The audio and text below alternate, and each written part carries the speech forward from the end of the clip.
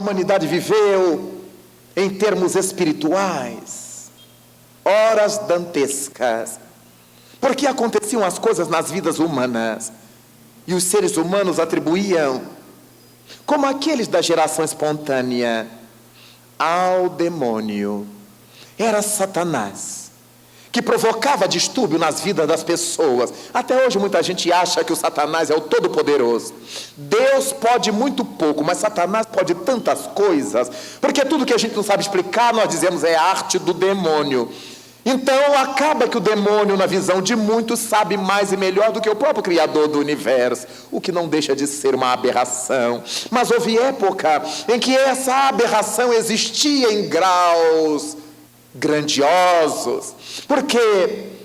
Porque as pessoas enfermavam de uma forma grotesca, tinham surtos, enlouqueciam, e dali a pouco estavam ótimas, estavam bem, conversando normalmente, para logo mais terem outro surto, e ninguém sabia de que se tratava, era obra do demônio.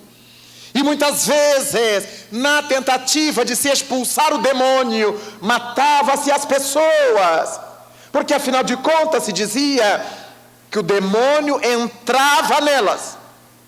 Então, quando elas estavam surtadas, no ímpeto de matar quem lhe havia penetrado, matava-se a pessoa, porque se imaginava esse superpoder de Satanás sobre a criatura humana, como se Deus não existisse. Até que começamos a perceber que essas criaturas que sofriam esses surtos, elas tinham peculiaridades curiosíssimas. Elas viam seres que o comum dos mortais não viam. Elas ouviam vozes que o comum dos mortais não logravam escutar. Elas tinham sensações que eram inexpressivas para muitos que nunca as haviam tido. E esses indivíduos eram chamados de bruxos, de magos, de feiticeiros, e eram apenas médiuns.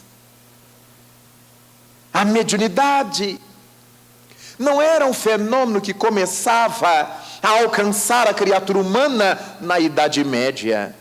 Não era um fenômeno que envolvia a humanidade apenas porque alguém estava olhando. Não. A mediunidade era uma peculiaridade da criatura humana. Toda e qualquer criatura humana é passível dessa faculdade, ainda que não saiba, ainda que não creia. Todas as criaturas humanas são dotadas dessa percepção, que muita gente se apavora só em imaginar. Aquela sensação que se tem em dados momentos, de que tem alguém ao nosso lado, mas a gente está sozinho em casa. E aí junta-se a percepção com o medo. Um lado nosso apenas se arrepia, o alto da cabeça se arrepia, uma parte do corpo, sentimos calafrios. Ouvimos vozes dentro da cabeça, lateja-nos a audição, o ouvido espoca, como se estivéssemos descendo ou subindo uma serra, e as pessoas se apavoram, e quase sempre procurarão as autoridades médicas.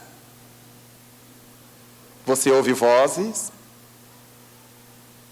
você vê gente que já morreu, gente que não existe, então você é esquizofrênico.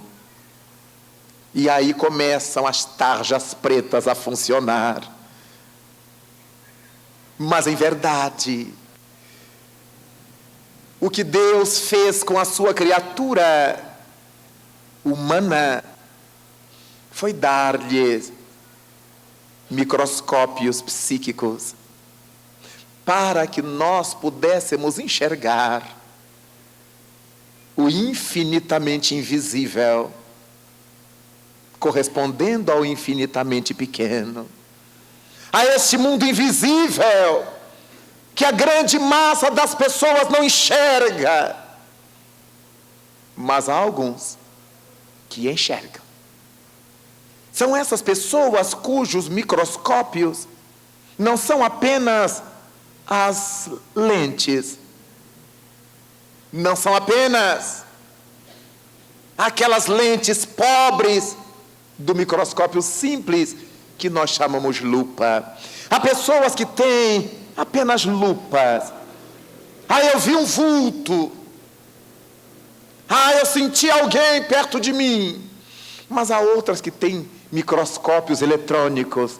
Eu vi chegar um rapaz de calça bombacha, de botas, de cabelo louro e falou-me. O microscópio é mais aperfeiçoado nesse indivíduo do que naquele que viu apenas o vulto ou sentiu apenas algo próximo de si. Nós todos carregamos esses microscópios. Alguns apenas uma lupa, outros uma lupa pequena de pouca capacidade, mas há aqueles que tenham microscópios eletrônicos, analíticos, de alto poder de resolução. São os médiuns. Mas também encontramos aqueles outros que, além de enxergar o mundo espiritual comum, inferior, as almas apequenadas pelo seu estado evolutivo, conseguem enxergar as entidades luminosas, os grandes guias, os grandes benfeitores, aqueles para os quais a nossa frequência vibratória não tem alcance. Há indivíduos que têm. Aqueles que têm telescópios capazes de penetrar as constelações, de ver ao longe e de captar essas frequências altas, como Paulo de Tarso, ao tombar nas estradas de Damasco, Senhor, após enxergar o Senhor Cristo, vivo, luminoso como o sol, seus telescópios mentais eram de altíssimo poder de resolução.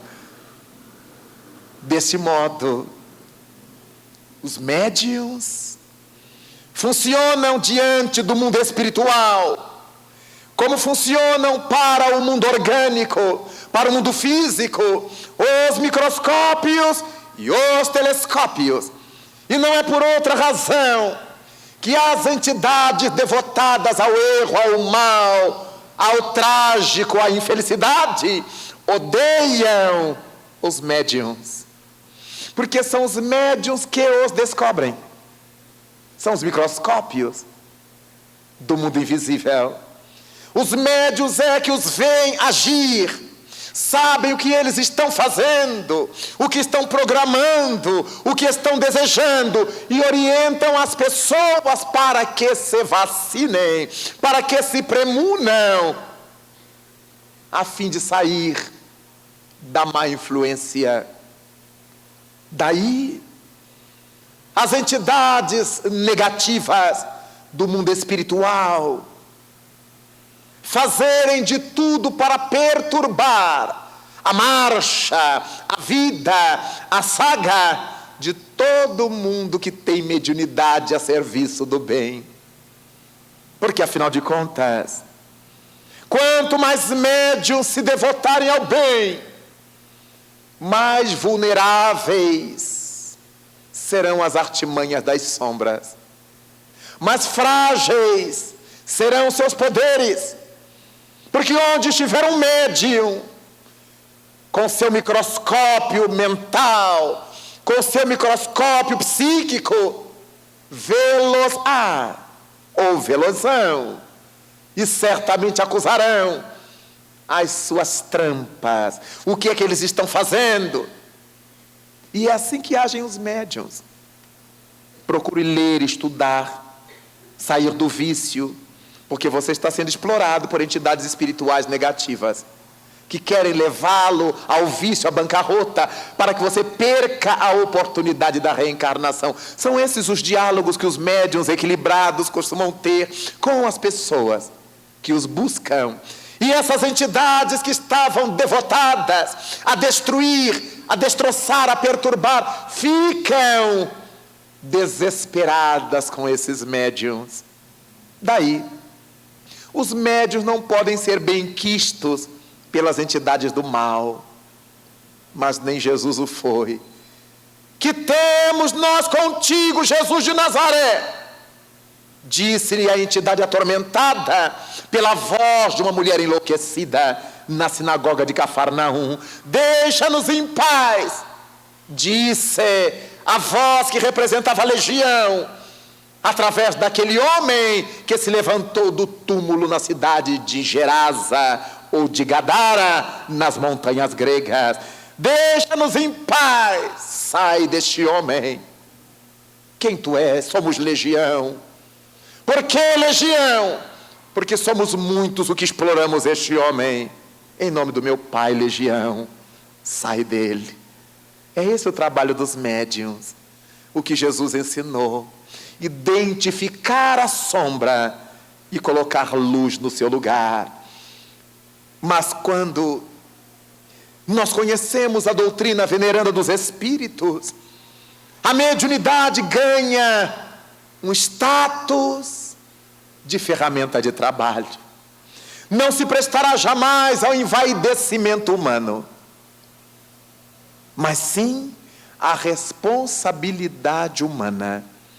As pessoas, quando ignoram a doutrina espírita e têm a notícia de que são portadoras de mediunidade, cá entre nós, não é novidade nenhuma. Não se deixe enganar por nenhum espertalhão que chegam para vocês e digam: você é médium, hein? Ninguém se apavore, ninguém se anime, porque todo mundo sabe que é. Mas as pessoas contam com a ignorância alheia, e alguém chega-nos e nos diz: você é médium? Aí nós já ficamos assim, pisando em salto alto. Já passamos a andar de branco, já ficamos vegetariano, agora a gente só... Tudo é tolice. Que médium é um fenômeno da mente e não dos trejeitos exteriores.